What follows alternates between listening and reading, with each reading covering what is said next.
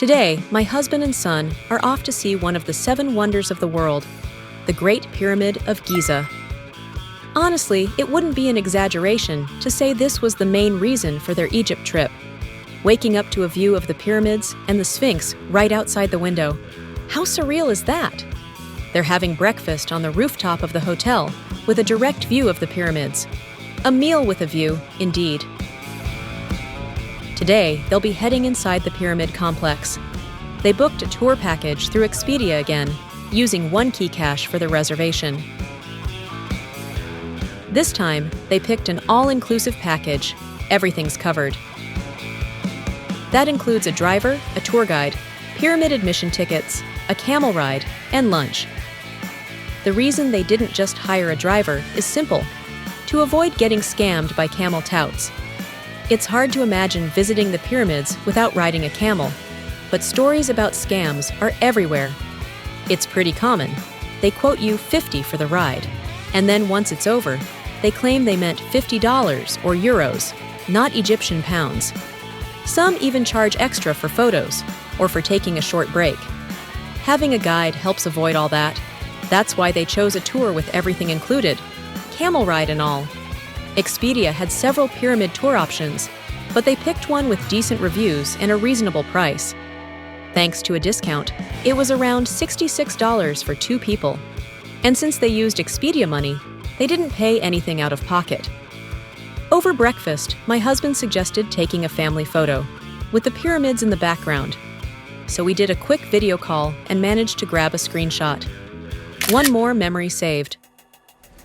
The tour was scheduled to start at 9 a.m., but even 20 minutes passed, no one had come to pick them up. So they reached out to the tour company via WhatsApp, and were told the driver would come at 10:30 instead. This wasn't their first tour in Cairo, and until now, drivers had always been on time. But today was a bit different. The car finally arrived, an hour and a half late. And surprisingly, it wasn't a private tour. A tourist from Saudi Arabia was already in the car. Apparently, because their reservation had been missed, they were grouped with another traveler. Maybe that's why this package was cheaper than others. Things weren't off to a great start. So now it was the guide, driver, the Saudi tourist, and my husband and son, all packed into one small sedan, heading to the pyramids. Or so they thought. Until they suddenly pulled up to a clothing shop. Yes, before the tour even began, they were taken shopping. What a start. My husband took it in stride, though. He kept telling himself, it's a free tour, just go with the flow. After that detour, they finally arrived at the entrance of the Great Pyramid of Giza. There are 3 main pyramids at the Giza site. The Great Pyramid of Khufu, also the largest pyramid in existence, and the only remaining wonder of the ancient world, is here.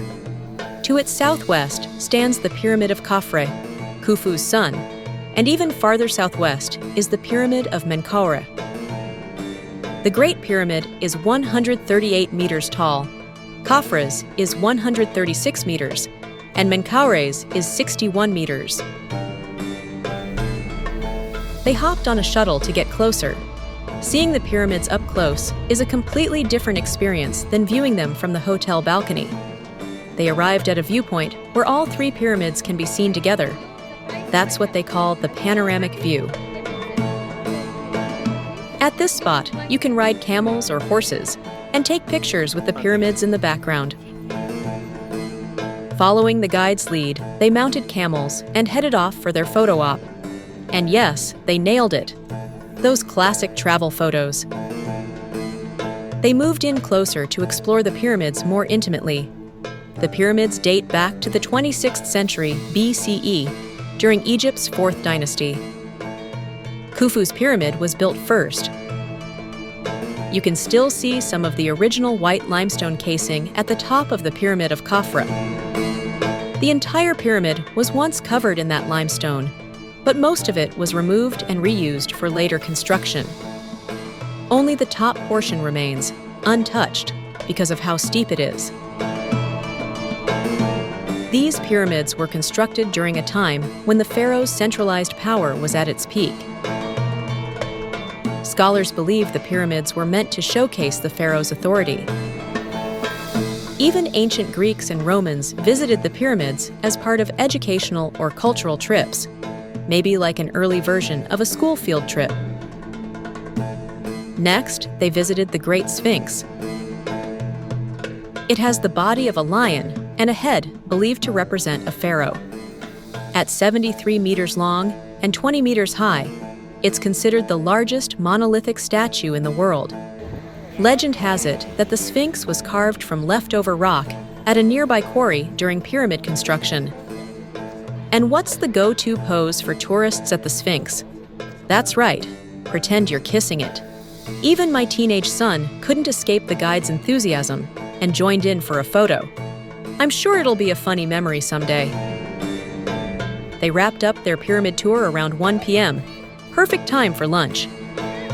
Since it was included in the package, they should have gone straight to the restaurant.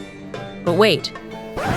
The guide decided to make some extra stops at a perfume shop, a souvenir store, a spice market, and a papyrus workshop. That's the downside of these convenient tour packages. You get chauffeured around, but also steered into shops. And the prices? My husband said some things cost 10 times what you'd pay in a regular market. Still, it wasn't too aggressive, more awkward than anything. The clerks were friendly and gave long explanations, so it felt a bit rude to leave empty-handed. In the end, they bought a small magnet for the fridge, for just $2. Honestly, every pyramid tour package on Expedia seems to include stops like these. Some travelers recommend hiring local guides in Egypt directly.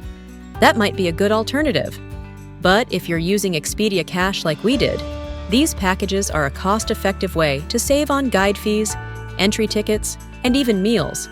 Just be ready for a little inconvenience. Back at the hotel, the boys took a break and grabbed KFC for dinner, $13 for chicken. Their official checkout wasn't until the next morning, but they decided to leave early. They had booked a night bus. Originally, they planned to catch a 6 a.m. flight to Luxor, but just thinking about having to leave for the airport at 3 a.m. with a child made them reconsider. Since I wasn't joining this part of the trip, they decided to take the overnight bus and get some sleep en route.